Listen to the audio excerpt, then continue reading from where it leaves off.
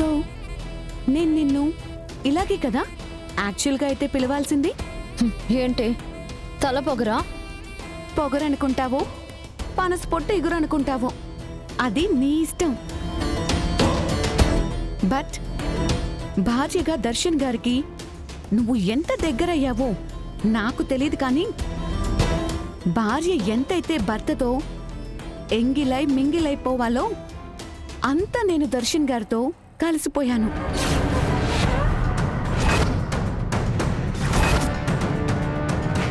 నా మెడలో నీలాగా బిల్ల పడలేదు, కానీ ఆయన మీద సర్వ హక్కుల్ని ఒక్క రాత్రిలోనే నాకు సమర్పించేశారు. హే, ఇంకాపుతావా?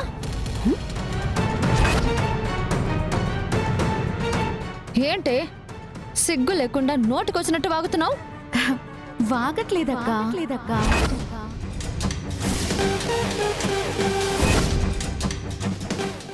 వాస్తవం చెప్తున్నా. 4 గోడల మధ్య నాకు ఆయనకి జరిగింది నీకు మరోసారి గుర్తు చేస్తున్నా. అక్కర్లేదు, నీ వివరణలేవి నాకు అవసరం లేదు. నా భర్త మీద నువ్వు కన్నేశావని నాకు తెలుస్తూనే ఉంది. పద్ధతి మార్చుకో. హలో హలో, కన్నేయటమేంటి? మీరు చేసిన తప్పుని కప్పిపుచ్చుకుంటూ నన్ను పద్ధతి మార్చుకోమనడం ఏంటి మీరు? చూడు శరణ్యక్క, నా పరిస్థితి విని జాలిపడి నువ్వేదో నాకు న్యాయం చేస్తావని మొదట అనుకున్నాను, కానీ ఎప్పుడైతే కుటుంబం పేరు చెప్పి నీ స్వార్థం కోసం నన్ను మేనేజ్ చేయడం స్టార్ట్ చేశావో అప్పుడే ఫిక్స్ అయ్యా. నువ్వు నాతో టైం పాస్ చేస్తావు, కానీ ఎప్పటికీ న్యాయం చేయలేవని. అందుకే నాకు నేనే సెల్ఫ్ మోటివేషన్ చేసుకొని న్యాయం పొందటానికి ముందడుగు వేశాను.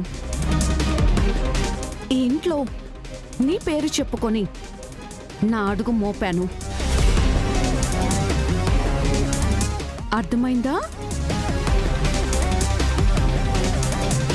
అంటే ఏంటి నువ్వనేది? న్యాయం పొందడం అంటే ఏం చేద్దాం అనుకుంటున్నావు? నాకు నీ మొగుడు కావాలి.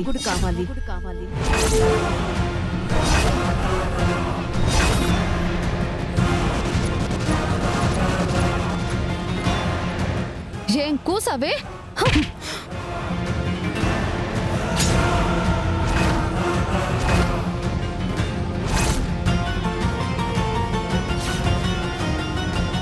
ఏంటి చెయ్యెత్తుతున్నావు? భయపడాలా? ఆ అవసరం నాకు లేదు.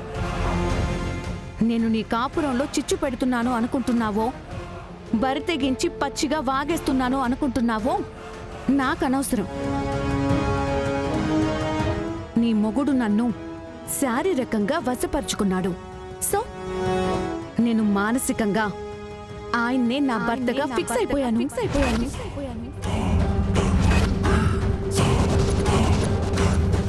ఇక నుంచి నేను ఈ పాయింట్తోనే ఇక్కడ ఉండిపోతాను. అందరి సమక్షంలో ఆయన నా మెడలో తాళి కట్టే వరకు నేను నా ప్రయత్నాలు చేస్తూనే ఉంటాను.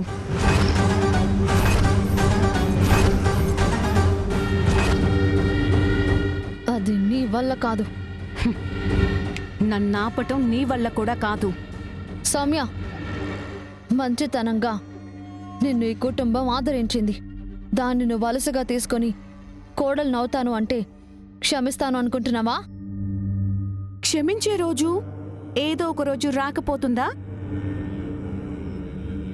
దర్శన్ గారు చేసిన పని తప్పు కాదని మంచితనం నిజాయితీ గల ఈ కుటుంబం అంగీకరిస్తుందా?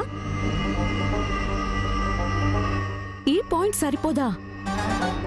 ఇక్కడ నా జెండా ఎగరేయడానికి, నా ఎజెండాని అమలు చేయడానికి చూస్తూ ఉండు.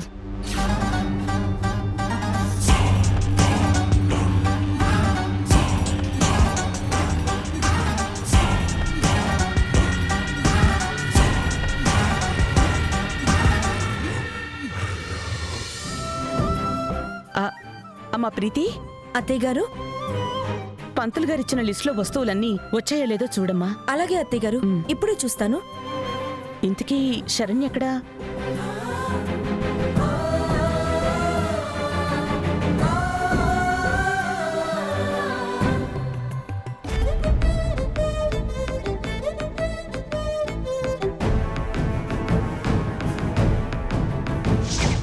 నాకు నీ మొగుడు కావాలి. ఆయనే నా భర్తగా ఫిక్స్ అయిపోయాను.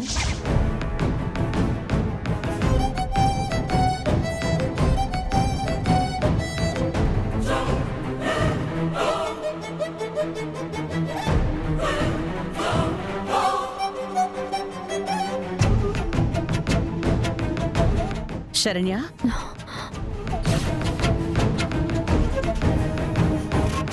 ఏంటి డల్గా ఉన్నావు? అది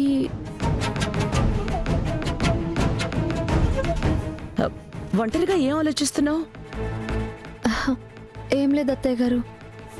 సరే, ఆ అమ్మాయికి అబ్బాయికి పెట్టాల్సిన బట్టలతో పాటు అబ్బాయి అమ్మా నాన్నలకు కూడా బట్టలు పెట్టాలి కదా, అవి కూడా రెడీగా పెట్టు.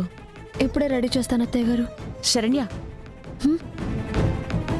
దానికంటే ముందు నువ్వు రెడీ అయ్యి ఆ తర్వాత ఆ పని చేయాలి. అలాగే అత్తయ్య గారు.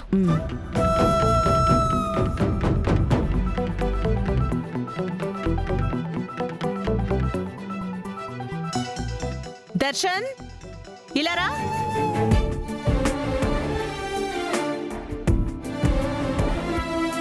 ఏంటమ్మా? దర్శన్, నువ్వు వెళ్ళి స్వీట్స్ ఫ్లవర్స్ తీసుకురా. అలాగే అమ్మా.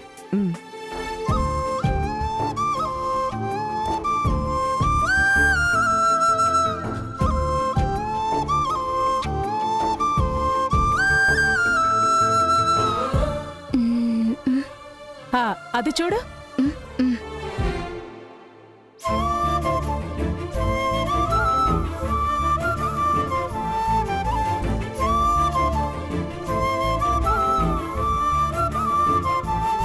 దామిని, ఏంటమ్మా ఇంకా రెడీ అవ్వలేదు? నేను చాలాసేపటి నుంచి చెప్తున్నాను ఆనంద, ఏ చీర కట్టుకోవాలో, నగలు ఏ కాంబినేషన్ పెట్టుకోవాలో అర్థం కావట్లేదు అంటోంది. అవును పిన్ని, అన్నీ బాగానే ఉన్నాయి, కానీ మ్యాచింగే కుదరట్లేదు.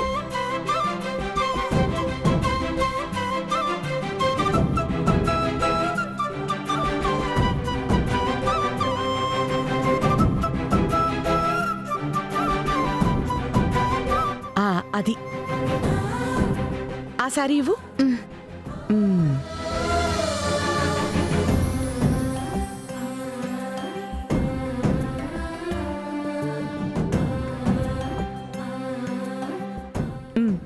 ఇవి బాగుంటాయి, ఒకసారి వచ్చి చూడు.